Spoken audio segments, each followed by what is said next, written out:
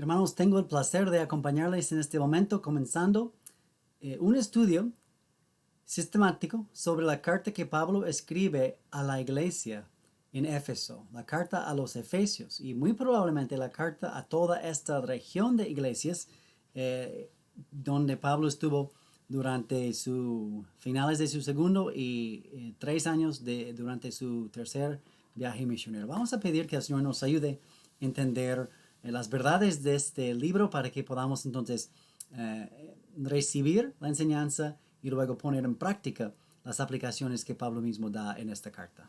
Oremos. Padre, te doy gracias por cómo tú a tu cuerpo revelaste propósitos tuyos, obra tuya, que desde la eternidad pasada hasta la muerte de Jesús en la cruz y hoy en nuestras vidas y hasta la eternidad por venir, tú estás llevando a cabo un gran plan que es digno de nuestro asombro, nuestra alabanza, y pido que el tiempo que tenemos juntos nos ayude a ser más como Cristo por lo que tenemos en Él y entonces que nuestras vidas reflejen su imagen y que nos ayudes a luchar para que seamos tus siervos en este mundo. Lo pido en el nombre del Señor Jesús. Amén. Tengo unos amigos que adoptaron y pues adoptaron a 3 y después Dios les dio un hijo por parto natural, pero tienen 4 hijos y son hijos. Y quiero como combinar eso con una experiencia que tuvimos. Durante varios años vivimos en un país en África. Y quiero que te imagines una pareja africana de una tribu. Y esta pareja no puede tener bebés. Ahora, en África esto es una vergüenza, una pena, una lástima fuerte en cualquier cultura. Lo es, pero en África especial. Tristemente ven a la mujer como una propiedad muchas veces. Y pues si no puede tener bebés, la mujer no sirve. Así piensan muchos en este continente. Entonces, la pareja se queda sin bebé. Y van y buscan a un bebé. Es de otra tribu, pero lo toman y lo meten en su familia. Y ahora, el marido es el jefe de la tribu. Y era muy importante que él tuviera hijo, porque el hijo del jefe va a ser el jefe. Es el rey de una tribu. Y él busca y él adopta a un niño. Ahora, este niño descubre con tiempo que lo escogieron, lo amaron y le hicieron suyo con el propósito de hacerle el heredero de riquezas y de poder y de todo lo que viene con ser el jefe de una tribu, el rey de una tribu. Bueno, esto en verdad sí ha pasado en algunas ocasiones. Pero ser adoptado, ser hecho hijo, ser heredero, también conlleva ciertas responsabilidades. Por ejemplo, la tribu original del bebé puede tener ciertas prácticas, las llaman tabú, unos tabúes. ¿Eh? Y la tribu nueva puede tener otras costumbres. Entonces, si él es ahora miembro de una nueva tribu, y si él es heredero, si él es el futuro jefe y rey de la tribu, eso sí tiene consecuencias. Y desde su niñez le están diciendo, sí, hijo mío, ahora eres de nuestra tribu y ahora eres heredero y esto cambia totalmente cómo tú vas a vivir. La carta a los Efesios nos habla de un acto, una transacción mucho mayor que ser heredero y rey de alguna tribu o de algún país. El libro de Efesios te enseña que Dios te amó, te adoptó, te heredó y te hizo sentar con su Hijo sobre el trono. Te entronizó. Eso es lo que vamos a encontrar en Efesios. Con su Hijo para su propia gloria eterna. Y tal como un hijo que pasa de una tribu a otra tribu, por estar ahora en una nueva tribu hay consecuencias. Y porque Dios te entronizó con su Hijo para su propia gloria eterna, tú debes andar y luchar conforme a este gran privilegio que es tuyo en Cristo. Ahora vamos a ver el libro de Efesios en una sola sentada, los 6 capítulos. Entonces tendremos que ser muy general, no tendremos tiempo para ver todo el tejido suave y todos los matices y colores de cada versículo al detalle. Vamos a ver apenas los huesos del esqueleto, ¿verdad? Para ver cómo Pablo muestra que Dios te entronizó con su Hijo para su propia gloria, y entonces tú debes andar y luchar conforme a esta gran posición, a este privilegio. Ahora, es una carta, y es de las cartas más clásicas de Pablo. La primera mitad de la carta es doctrina, es enseñanza, son verdades bíblicas que Pablo está destacando, y después de darnos qué saber, qué debemos creer, qué debemos entender la doctrina, nos da la práctica. Entonces, ¿qué hacemos? ¿Qué hacemos? Y así debe ser en nuestra enseñanza. A base de esas verdades, aplicamos eso a nuestras vidas personales. Y hay 3 verbos que se repiten mucho y distinguen entre 3 secciones. Yo usé el verbo entronizarse o pues ser como rey, ser como heredero. ¿Okay? El verbo aparece varias veces desde el capítulo 1 al 3 y por ejemplo en capítulo 2, versículo 6, dice que nos hizo sentar juntamente con el Hijo. ¿Okay? Esto es como que el verbo clave de la sección doctrinal. La sección doctrinal es capítulos 1 a 3 y la enseñanza en una sola frase es: Dios el Padre te entronizó con su Hijo eterno para su propia gloria eterna. ¿Sí?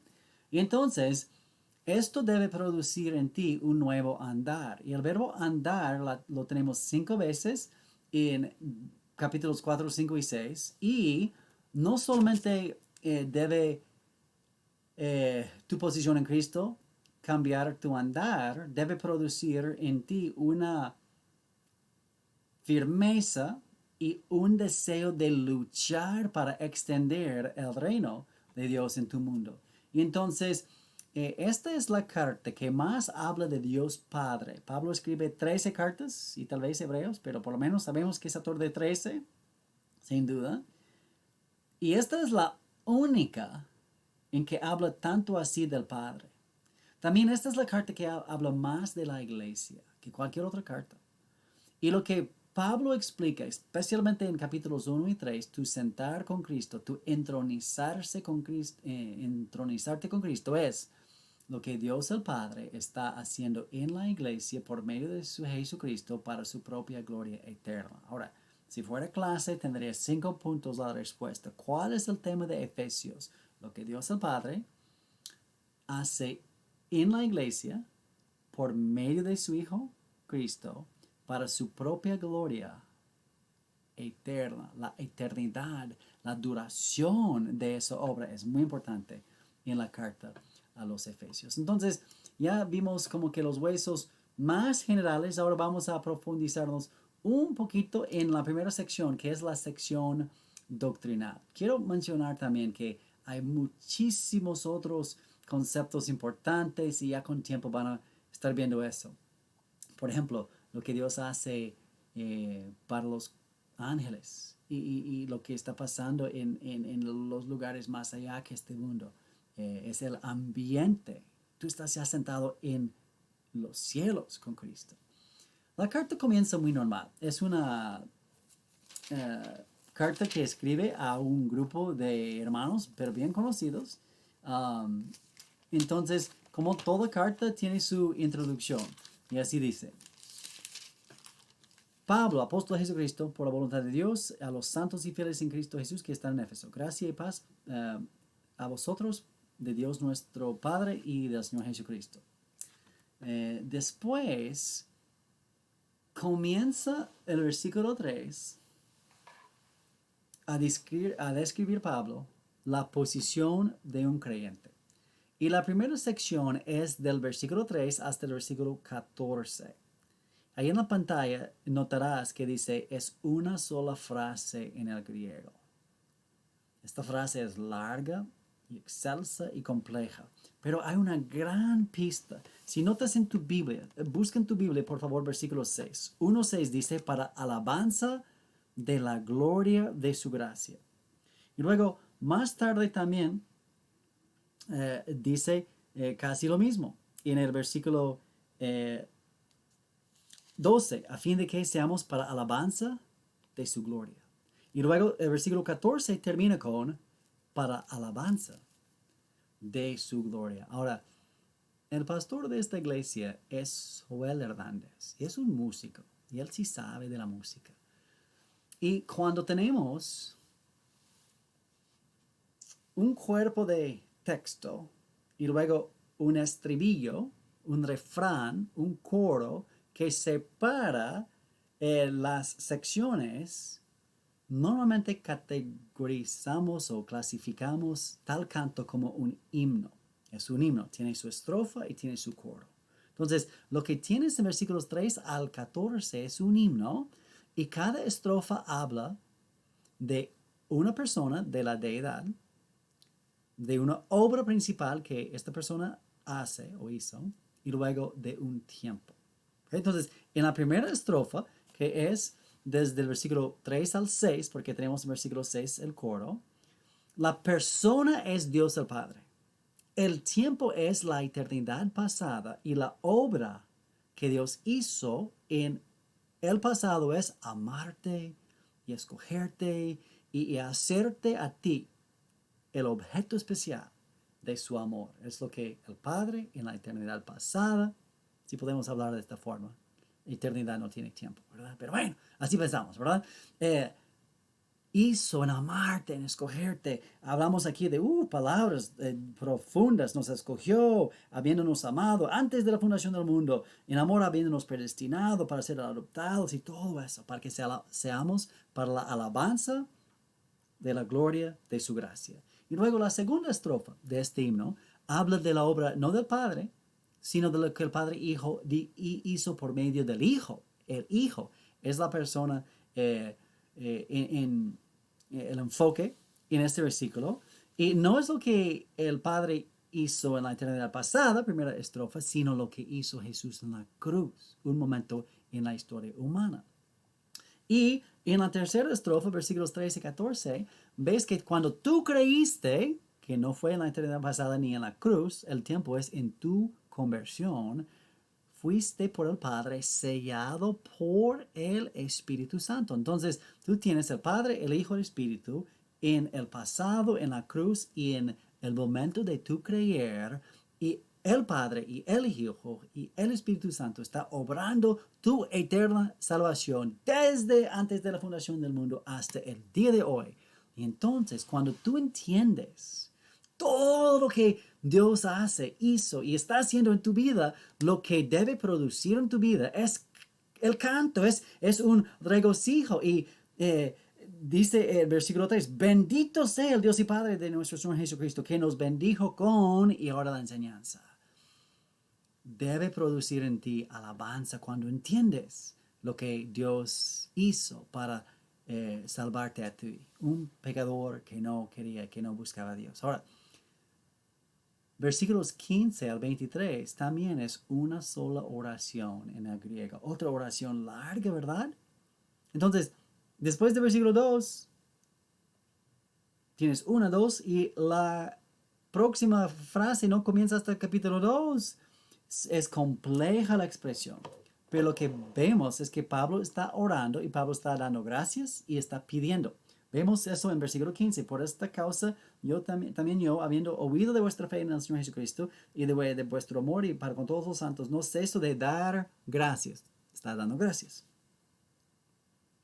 Haciendo memoria de vosotros en mis oraciones, para que el Dios de nuestro Señor Jesucristo, el Padre de gloria, os dé. Y ya que dice, hago memoria de ustedes y pido que Dios os dé, ya no está dando gracias, ahora está pidiendo. Y al resto de esta sección, desde el versículo 16 hasta el 23, es lo que Pablo pide. Entonces Pablo da gracias y Pablo pide. Ahora, ¿qué pide? Pablo pide, escucha estas frases, que os dé espíritu de sabiduría y espíritu de revelación en el conocimiento alumbrando los ojos de vuestro entendimiento. La palabra es corazón, pero con el corazón entendemos de las cosas espirituales para que sepáis. O sea, Pablo pide iluminación. Pablo pide que Dios nos ayude a saber, que tengamos sabiduría e iluminación. ¿En cuanto a qué? Tres cosas. ¿Cuál es la esperanza a que nos ha llamado? ¿Sabes qué te espera? Pablo pide que Dios te ayude a entender qué te espera. ¿Cuáles las riquezas de la gloria de su herencia en los santos? ¿Cuánto vale tu herencia con los santos? ¿Tienes alguna vaga idea? Pablo desea que tú entiendas cuál es la riqueza de tu herencia, porque esto transformará tu vida. Versículo 19. ¿Y cuál? Tres cuáles, ¿verdad? ¿Cuál la supereminente grandeza de su poder para con nosotros, los que creemos según la operación del poder de su fuerza, la cual operó en Cristo, resucitándole los muertos y sentándole? Okay. Yo usé el verbo entronizar. El Padre entronizó el Hijo. Y Pablo pide que tú puedas entender, que Dios te dé iluminación para entender la esperanza, la riqueza de la herencia y el poder que obró en Cristo, resucitando al cadáver de Hijo de Jesús de Nazaret y haciéndolo ascender y sentarlo en los cielos. Esto es entronizar a un ex muerto, a un resucitado, un glorioso hombre, quien es Dios en la carne, a la diestra de majestad. Tú necesitas entender que este poder opera en tu vida.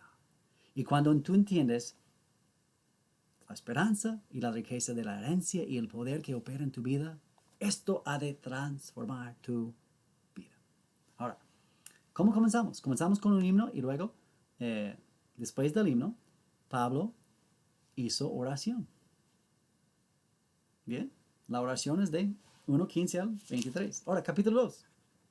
Estamos todavía en la primera mitad de la carta, la sección doctrinal, donde estamos viendo que Dios te entronizó con su Hijo para su propia gloria eterna, ¿verdad?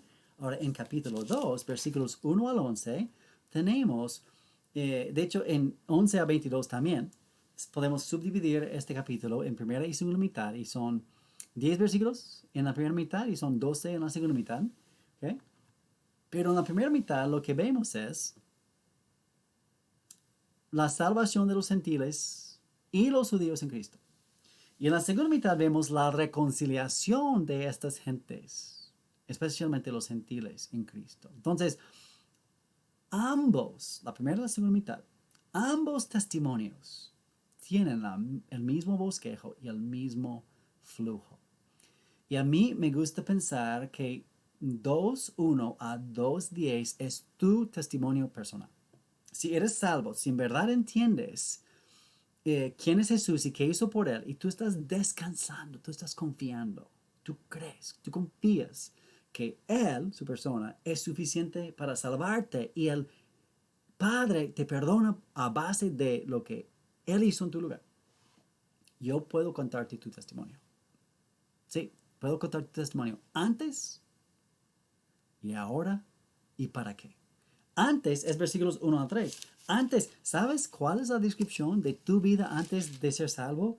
Hijo de desobediencia e hijo de ira.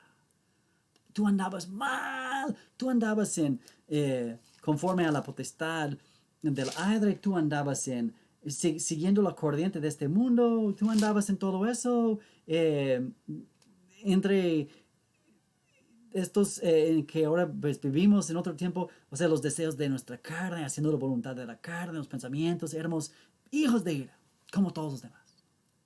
Esto es el antes, pero ahora, pero Dios, que es rico en misericordia, por su gran amor con que nos amó, aún estando nosotros muertos en pecados, nos dio vida juntamente con Cristo. Por gracia sois salvos. Y juntamente con Él nos resucitó y asimismo nos hizo sentar en los lugares celestiales con Cristo. Este es el ahora. Ahora, quiero que voltees la hojita y regreses a 1:20. 1:20. ¿Te acuerdas de los tres cuales? ¿Cuál la esperanza, cuál la riqueza de la herencia y cuál el poder que operó en Cristo? A ver, ¿qué poder operó en Cristo? 1:20. El poder que le resucitó y le sentó o le entronizó. ¿Ok? Resucitándole y sentándole. 1:20, ¿verdad? Resucitándole y sentándole. 2:5. A ti también te dio vida juntamente con. Te resucitó juntamente con. Y te hizo sentar, no dice juntamente, pero con. Y Pablo usa los dos verbos de 1:20, resucitándole y sentándole. Agrega el prefijo con, o nosotros diría co, y agrega un verbo. Tú estabas muerto. Entonces a ti, espiritualmente, Cristo no estaba muerto espiritualmente, Cristo estaba muerto físicamente. Tú estabas muerto físicamente, entonces Él te dio vida, te vivificó con Cristo. Número 1, versículo 5. Versículo 6. Te resucitó con Cristo y te sentó con Cristo. ¿Ves? Al Cristo, el Padre, le resucitó y le entronizó. A ti te co-vivificó porque estabas muerto, pero ahora sí tienes vida. Entonces, te co-resucitó y te co-entronizó con su Hijo. Y tú estás sentado en los lugares celestiales en Cristo. Te dices, ¿verdad? Por eso Pablo en el capítulo previo pidió, Señor, ayúdales a entender, porque la realidad es que para Dios tu salvación es un hecho.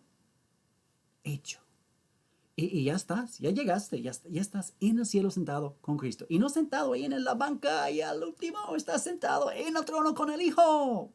Es casi suena como herejía, es lo que dice, ¿verdad? O sea, ¿a poco no necesitas saber cuál es la esperanza y cuál la riqueza de su herencia y cuál el poder que opera en ti? Sí, es lo que necesitamos entender. Entonces, tu testimonio es, antes tú eras hijo de desobediencia e ira, pero ahora estás sentado con Cristo en el cielo. ¡Qué transformación! ¿Y por qué lo hizo Dios? Mira, no se trata de ti. Tú no fuiste más inteligente, tú no fuiste mejor, sino que, versículo 7 en adelante, para mostrar en los siglos venideros las abundantes riquezas de su gracia en su bondad para con nosotros. Tú eres el trofeo para que otros vean la grandeza de la gracia suya, tal como el coro decía, ¿no es cierto? El coro decía, para alabanza de la gloria de su gracia, para alabanza de su gloria de su gracia, para la alabanza de su gloria. Dios te salvó para que tú fueras, versículo 10, 2:10, somos hechura suya. La palabra es poema en griego.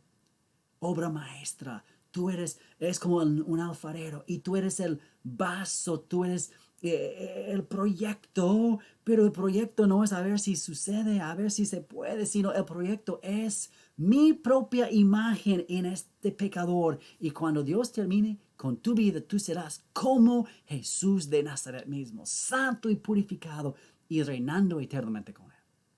Te salvó para hacerte heredero y semejante a su propio Hijo. Esto es tu testimonio. No lo hizo solamente para ti, versículos 1-10, lo hizo para todos los hermanos. Y ahora, antes, en el Antiguo Testamento, trabajó Dios principalmente con los judíos. Pero luego, en el Nuevo Testamento, esta es la sorpresa. La sorpresa es que antes, versículos 11 y 12, el gentil estaba lejos de las promesas y del pacto y de la circuncisión y todo eso. Pero ahora en Cristo, versículo 13, pero ahora en Cristo, vosotros que en otro tiempo estabais lejos, habéis sido hechos cercanos. Antes excluido, antes destituidos de la gloria de Dios, pero ahora en Cristo todo creyente es incluido a la par y no hay ningún cristiano de segundo nivel. Si eres salvo igual que San Pablo. Pedro dice, a los que han alcanzado una fe igualmente preciosa con la nuestra. ¿Tú crees que San Pedro está seguro en el cielo? Tú también estás seguro en el cielo. Tú tienes la misma fe, tú tienes el mismo Salvador. Entonces, es una sorpresa para el judío que el gentil sea incluido al mismo nivel. Y luego, versículo 15 en adelante muestra por qué. Cristo hizo eso para abolir, para destruir, para tumbar paredes y diferencias. Entonces, nadie puede jactarse contra nadie. Puede haber un hermanito o una hermanita, su tatarabuelo era pastor y toda su familia cristiana desde antes de su nacimiento. No por eso merece la salvación. Es una bendición crecer en hogar cristiano, pero puede haber un hermano o una hermana en la iglesia que viene de un trasfondo feo y oscuro y lleno de pecado y una vida sucia. ¿Sabes qué? Si eres salvo igual. Y ante el trono de Dios eres igual de limpio delante de Dios. Así es la salvación. No hay ningún salvo de como que otro nivel menos. Porque todo es por gracia, todo es por la obra de Jesús en la cruz. Y entonces, en capítulo 3, Pablo ya relata el privilegio que era suyo predicar este mensaje de la inclusión de los gentiles. Y quiero mostrarles un detalle más en versículo 6, 3:6. En 3:6 dice que el misterio, antes esto no se sabía, pero Pablo tuvo el privilegio de revelar, de ser el medio para que Dios nos hiciera saber, que Dios revelara por Pablo, que los gentiles, estoy en 3:6, que los gentiles son co-herederos, miembros del mismo cuerpo. Oh, nos fallaron un poquito en la traducción. Comiembros. La palabra literalmente es comiembros. Y copartícipes. ¿Ok? Entonces, coheredero, comiembro, copartícipe. Suena como capítulo 2. Capítulo 2 dijo co-vivificar, co-resucitar y co-entronizar. Sí. Pero todos los creyentes, no solamente algunos, todos los creyentes son co-vivificados, co-resucitados y co-sentados con Cristo. Y entonces, aquí abajo, ¿sabes qué? Aquí abajo somos co-herederos y co-partícipes y co-miembros. Todo eso es universal para todo creyente. Estás dentro. Pablo dijo, me tocó a mí dar esta predicación. Fue mi tarea anunciar eso. Y luego, versículos 14 al final. 14 al 21 de capítulo 3, Pablo de nuevo pide, por esta causa doblo mis rodillas ante el Padre de nuestro Señor Jesucristo, de quien toma nombre toda la familia de los cielos y de la tierra, para que os dé. De nuevo está pidiendo. Ahora, ¿qué está pidiendo? Que os dé, conforme a las riquezas de su gloria, el ser fortalecidos con poder en el hombre interior por el Espíritu, para que habite Cristo por la fe en vuestros corazones, a fin de que, adragados y cimentados en amor, seáis plenamente capaces de, aquí es, comprender. Dios, ayúdales a entender. Ayúdales a entender. Entonces, de nuevo, pide la comprensión en tu experiencia. Tú eres reina con Cristo en el cielo. Tú eres rey en el cielo con Cristo. Sin ningún mérito tuyo, indigno tú, sí, claro, por Cristo y por gracia. Amén.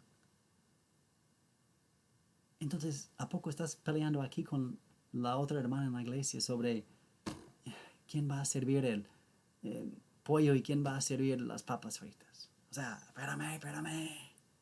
Nada que ver. Dios, ayúdales a entender la grandeza de este privilegio, porque cuando entiendes que con Cristo estás coentronizado para la eterna gloria del Padre, esto transforma tu andar y te motiva a luchar. Ahora, en capítulo 3, la primera mitad, tenemos Pablo dando el mensaje y luego tenemos Pablo pidiendo que nos ayude, que Dios nos ayude a entender.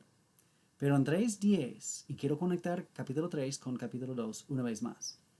En capítulo 3, Pablo dice que todo esto, lo que Dios está haciendo en la iglesia por medio de su Hijo, es para que, versículo 10, la multiforme sabiduría suya, la multiforme sabiduría de Dios, sea dada a conocer a quienes. Dios quiere que alguien vea su multiforme sabiduría. Primero, ¿cómo?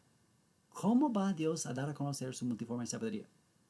Por medio de la iglesia. La iglesia es la joya, la hechura, la obra maestra. La iglesia es la obra maestra donde Dios da a conocer 2:7. En los siglos venideros, las abundantes riquezas de su gracia en bondad para con nosotros, la iglesia. Dios también da a conocer 3:10 su multiforme sabiduría. ¿A quiénes? A los principados y potestades en los lugares celestiales. Hay ángeles en el cielo. Todavía hay demonios que tienen acceso al cielo. Al final serán condenados eternamente. Pero en Job vemos que tiene Satanás acceso. Y en Reyes también, hay muchos ejemplos de esto.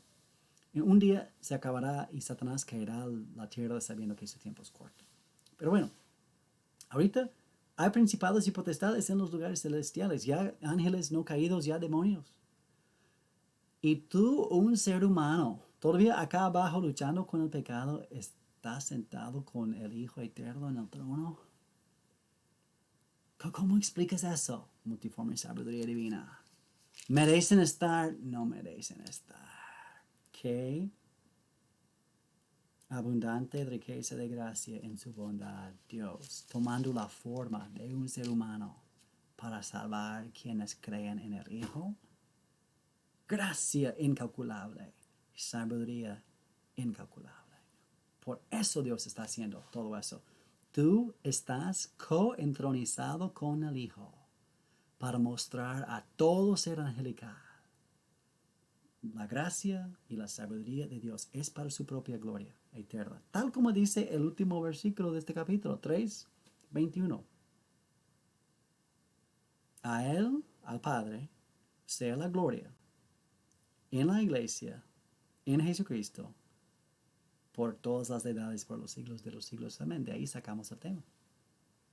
Lo que Dios el Padre está haciendo en la iglesia por medio de Jesús para su propia gloria eterna. Entonces, lo que tenemos en capítulo 2 es un testimonio personal y luego nuestro testimonio grupal. Capítulo 3, versículos 1 al 13, Pablo tuvo el privilegio de predicar este anuncio y Pablo termina orando y con doxología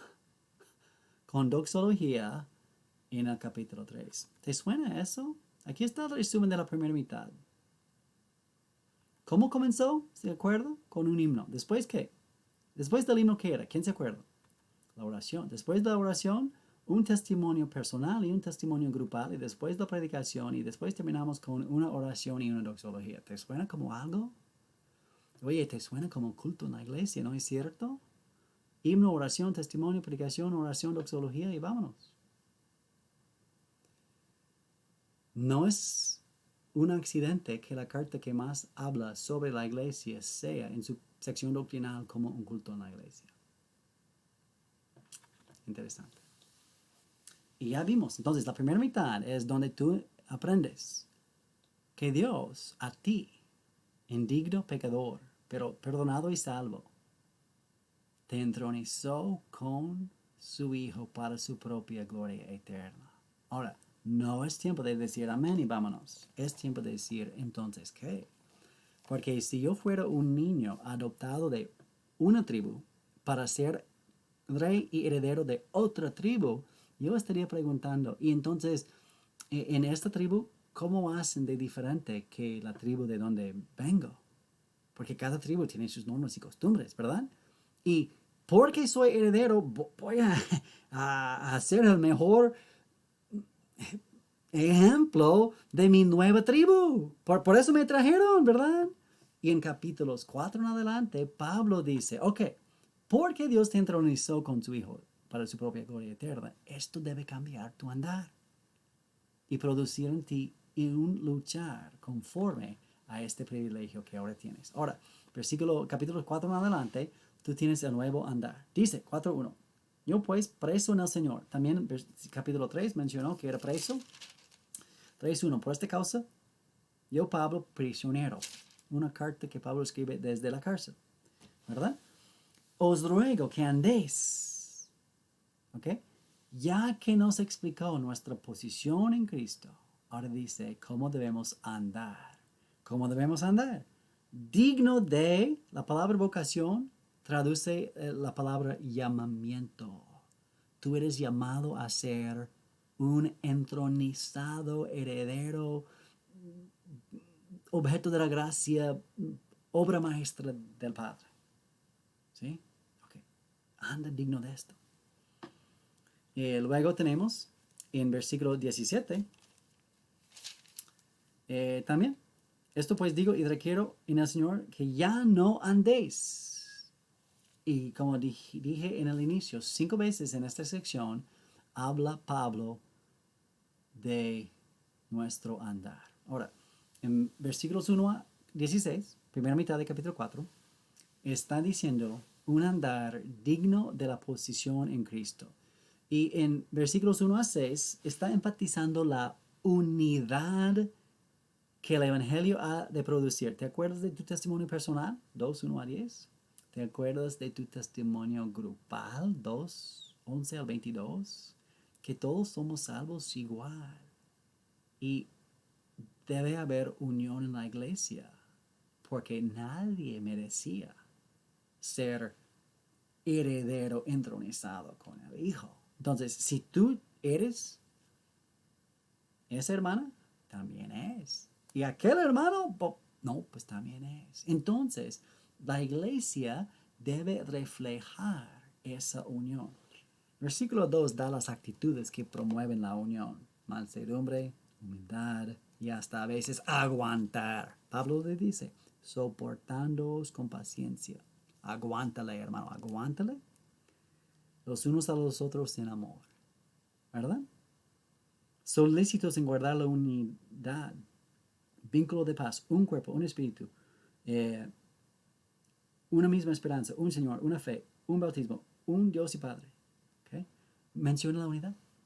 Y después de mencionar la unidad, versículos 1 a 6, menciona la diversidad de doctrinas, de dones. 1 a 6. En doctrina, estamos unidos. Pecador, todos. Salvos por gracia, todos. Coheredero con Cristo, todos. Ahora, ¿quiere decir que entonces no hay distinción? Bueno, en cuanto a función en el cuerpo, sí hay. Y es una ventaja. Es una ventaja. Dios dio dones diversos a su cuerpo para que su cuerpo pudiera hacer más cosas. Entonces, el punto de la diversidad es para que promueva la unidad. Cada quien operando en su manera promueve la unidad en el cuerpo, es la idea. Entonces, versículos 7 al 11, la diversidad de los dones. Ahora, ¿por qué nos dio Dios estos dones diversos? Para que cada quien operando según su don, versículos 12 a 16, el cuerpo sea edificado. Ahora, cuerpo edificado es mezclar metáforas, porque estamos hablando de edificio, ¿verdad? Pero cuerpo alimentado y cuerpo funcionando bien, edificio edificado, ¿verdad? ¿Okay? Entonces, yo justo antes de grabar este sermón estaba cenando. ¿Okay? Y normalmente ceno con mi boca. No intento. Tuvimos elotes de Illinois, pero elotes dulce, de la parrilla. Uf, con mantequilla y sal y ya quedó. Meto el elote en mi boca, no meto el elote en mi nariz, ni en mi oído, ni ningún otro lado. O sea, debajo del brazo, ¿verdad? O sea, pero cuando es tiempo de poner sal, pues ahora entra mi mano. Y tampoco cierro mis ojos porque mis ojos los ocupo. O sea, todo el cuerpo más o menos participa. Mis pies dicen, a mí no me dieron nada. Oye, tú participaste. Tú caminaste hasta la mesa y te levantaste y te fuiste y también pronto llega el efecto, el azúcar en la sangre y los pies entonces incluso van a beneficiar porque mi boca comió y mis dientes masticaron, mi lengua ayudó a o sea, todo el sistema digestivo, ¿verdad? Lo dejamos así por mientras. Pero necesitamos esta diversidad para la mutua edificación del cuerpo. Entonces, en tu iglesia tú haces algo especial. Tú eres único. Y debes contemplar qué puedo yo hacer que nadie más puede para bendecir y para hacer ayuda. Y requiere mansedumbre, humildad y amor. Ser de bendición. Entonces, ¿cuál es el contexto principal que Pablo menciona en versículos 1 al 16. El contexto principal del primer andar es en la congregación, en la congregación. Mientras el andar diferente, 17 en adelante, ya no es en la congregación, es allá en la calle, es allá en el centro, es allá en el comercio y en el mundo secular. Entonces, Pablo destaca varios ambientes donde tu posición en Cristo, tu entronizado con el Hijo, para gloria eterna del Padre, cambie todo. Cambie todo en la iglesia. 4, 1 a 16. Cambie todo en la prepa. Cambie todo en el trabajo. Cambie todo en el camión. Cambie todo en el internet y en la compu y en toda tu vida. Fuera de la iglesia también. ¿Y cómo lo desarrolla Pablo? 4, 17 a 21. Da como la raíz. La raíz es, ya no andéis como los otros gentiles que andan en la vanidad de su mente. Es un nuevo pensar. Teniendo el entendimiento. ¿No te acuerdas cuántas veces Pablo oró para que Dios nos ayudara a tener un entendimiento de las cosas espirituales? Cuando tú entiendes, capítulo 1 y capítulo 3, cuando tú entiendes las cosas espirituales, ahora tienes otro pensar. Y porque tú tienes una mente diferente, un pensar diferente, entonces en versículos 22 a 24, yo creo que esta es la esencia de la santificación. Este es el proceso. En cuanto a la pasada de manera de vivir, ¿sabes qué? Tú tendrás que despojar. Esto es como quitar ropa. Despojar. El viejo hombre que está enviciado conforme a los deseos engañosos. ¿Ok? Tú tendrás que luchar contra esas tentaciones y una por una ir quitando estos hábitos. Versículo 24. Y vestíos de nuevo. No solamente quitando prácticas antiguas, sino poniendo prácticas nuevas. Pero brinqué versículo 23. ¿Qué dice versículo 23? Renovados en el espíritu de vuestra mente. Entonces, por un lado estás luchando contra la flojera. Por otro lado estás luchando para llegar al culto. Pero entre despojar del viejo hombre y vestirse de nuevo es el nuevo pensar. ¿Por qué vale el culto? ¿Por qué necesitan los hermanos que yo esté y por qué necesito yo estar? ¿Verdad? O sea, este es el proceso. Despojar, pensar diferente y abrazar nuevas prácticas. ¿Y sabes qué tienes en capítulo 4, versículo 25 al final? Ejemplos específicos. Por ejemplo, la mentira. ¿Sabes qué? Mentira es la práctica vieja de la cual tenemos que despojarnos. Hablar verdad. Esta es el vestirnos. ¿Sabes cuál es el nuevo pensar? Cada uno con su prójimo, porque somos miembros los unos de los otros. Este es el nuevo pensar que te ayuda no a hacer mentiras, sino a hablar la verdad. Voy a brincar a versículo 28. 26 y 27 van juntos, pero requiere más tiempo explicar y por tiempo escojo los ejemplos más fáciles para mostrar que así es. El que hurtaba, ¿ok? Esto es lo que ya no vas a hacer. Ya no vas a ser ladrón. Ya no vas a estafar a las personas. Pero esto no basta, ¿eh? Esto no basta. No hurte más, sino trabaje. ¡Ah! Yo pensaba que dejando de robar con eso tenía. No.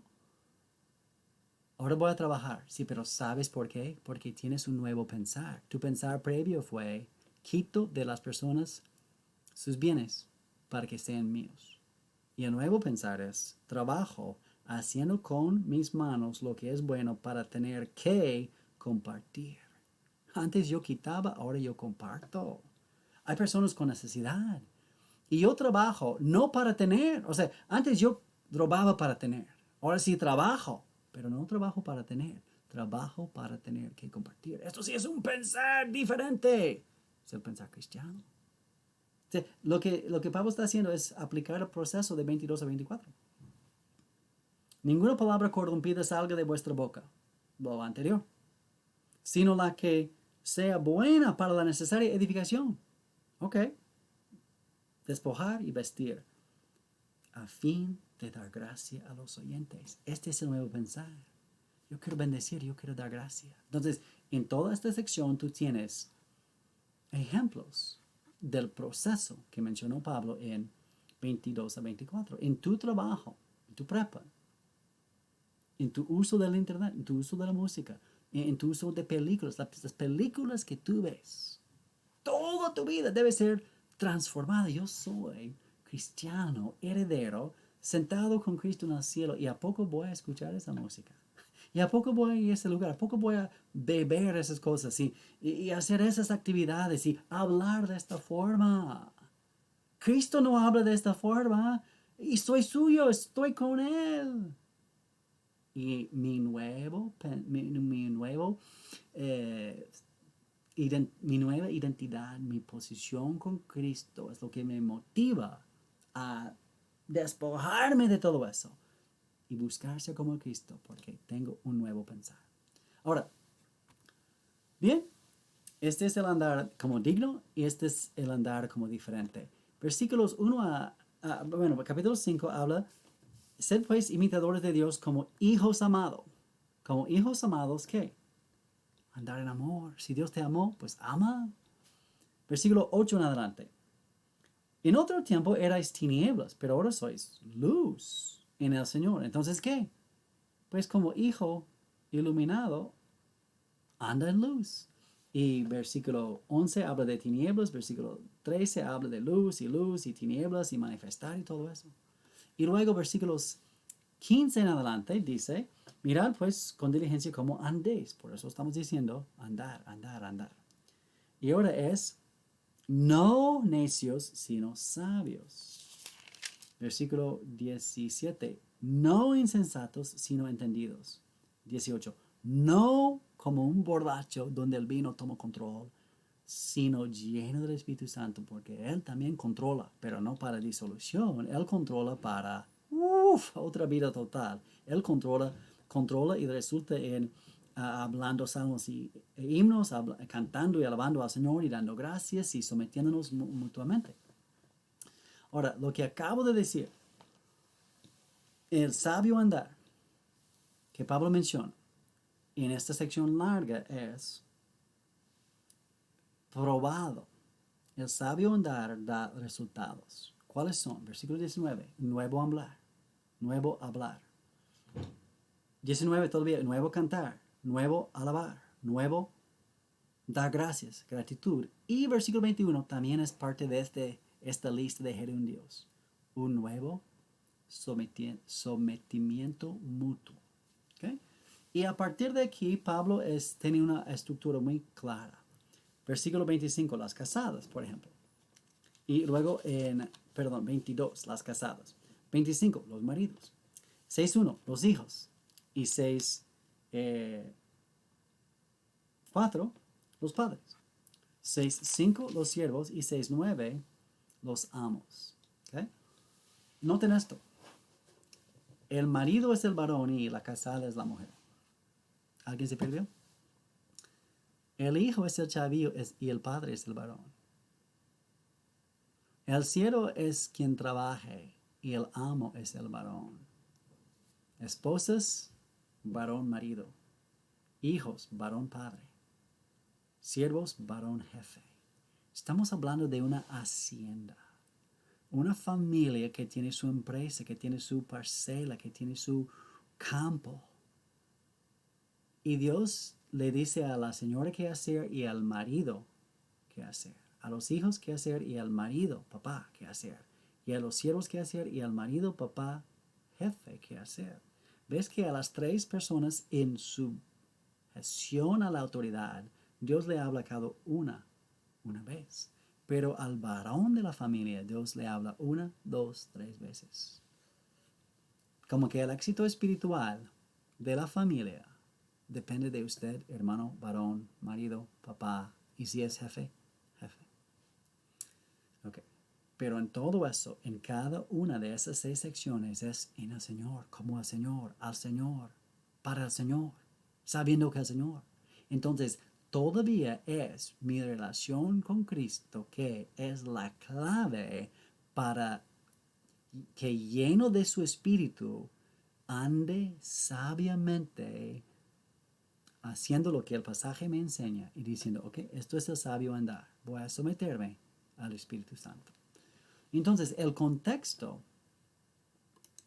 de 1 a 16 era la congregación. El contexto de 4:17 a 32 es allá en la calle. Pero el contexto de tal vez todo el capítulo 5, pero especialmente 5:15 en adelante, es la casa, es el hogar. Y en tu congregación, y en la calle, y en tu casa, el hecho de estar sentado con Cristo en los lugares celestiales para la eterna gloria del Padre debe transformar tu andar. Debe ser mujer diferente, marido diferente, hijo diferente, padre diferente, trabajador diferente y jefe diferente, por lo que eres y tienes en Cristo. Ahora, por nuestra posición en Cristo, debemos tener un nuevo andar, pero más que solamente un nuevo andar. Capítulo 6 termina con una sección breve sobre también un luchar, una guerra espiritual. Y Pablo nos enseña, versículos 10 al 12, sobre la naturaleza de esta lucha. En la primera mitad del versículo 18 menciona la oración, es también parte de la armadura. Entonces, 13 al 18 es la armadura para esa lucha. Y en versículo 18 dice, orando para que Dios les ayude. ¡Y oren por mí! Y digo, Pablo, ¿tú estás luchando? Sí, claro, ustedes están luchando. ¿Quiénes no están luchando? Bueno, hermano, parece que yo sí conozco a personas que no están luchando. Porque muchos como que van apenas batallando con el andar. Y con el nuevo andar piensan que ya lograron todo. ¿Sabes qué? Pues qué bueno que Dios te esté transformando, pero Dios te esté transformando para que ahora estés luchando en la vida, no luchando con tus tentaciones, sino luchando para extender el reino de Dios. Eres soldado en el ejército de Dios y Dios quiere extender su reino. Entonces,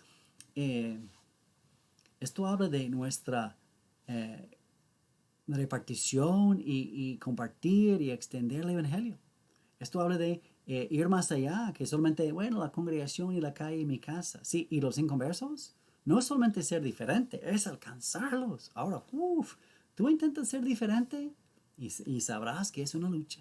Entonces, con la armadura bien puesta, toda persona ha de estar luchando.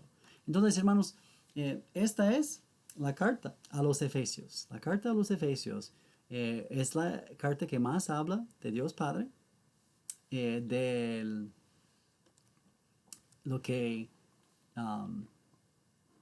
Dios está haciendo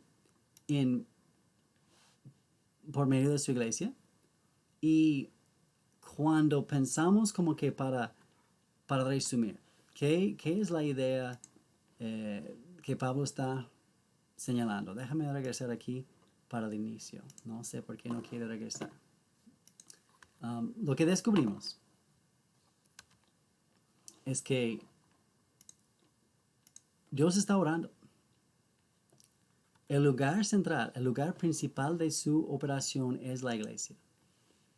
Y tú, miembro de la iglesia, tú, persona salva,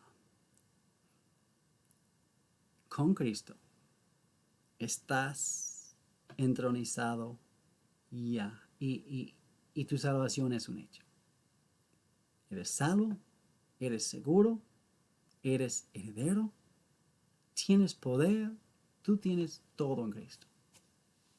Y porque tú eres heredero de todo, porque tú reinarás eternamente con el Hijo, porque eternamente tú serás el trofeo, la joya, donde gracia y sabiduría se manifestaron. Entonces esto ha de transformar tu andar y ha de producir en ti un luchar, que no les ayude a honrarle como Él lo merece. Dios les bendiga, hermanos.